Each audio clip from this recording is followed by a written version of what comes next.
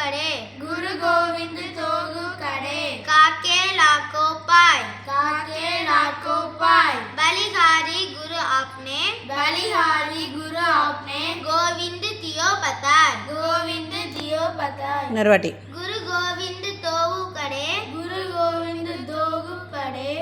கடே படே கிடையாது கடே கடைன்னா நிற்கிறது படேன்னா படிக்கிறது काके लाखों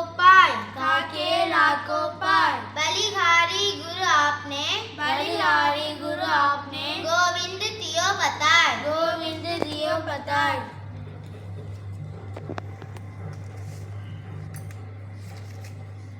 ஓகே இதுலேயும் கபீர் தான் சொல்லியிருக்காரு. இந்த தோஹாவில் கபீர் என்ன சொல்கிறாருன்னா இதில் குருவோட குருவோட மகிமையை சொல்லிகிட்ருக்காரு. ஓகேவா? என்னென்னா குருவையும் கோவிந்தனா கடவுள் அவங்க ரெண்டு பேரையும் பக்கத்தில் நிற்க வச்சா.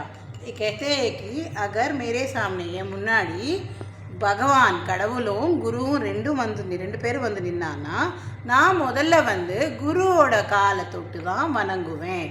ஏன்னா நம்மளுக்கு அந்த குரு தான் கடவுளுக்கு அறிமுகப்படுத்துகிறாரு. ஓகேவா? குரு தான் நம்மளை கடவுளுக்கு அறிமுகப்படுத்துகிறாரு. இப்போ நம்ம ஒரு கோவிலுக்கு போகிறோம், நம்ம நேரடியாக போய் கோவிலுக்கு போய் நம்ம என்ன பண்ணுவோம், நம்மளே போய் தேங்காய் உடைச்சி அர்ச்சனை பண்ணி பண்ணுவோமா?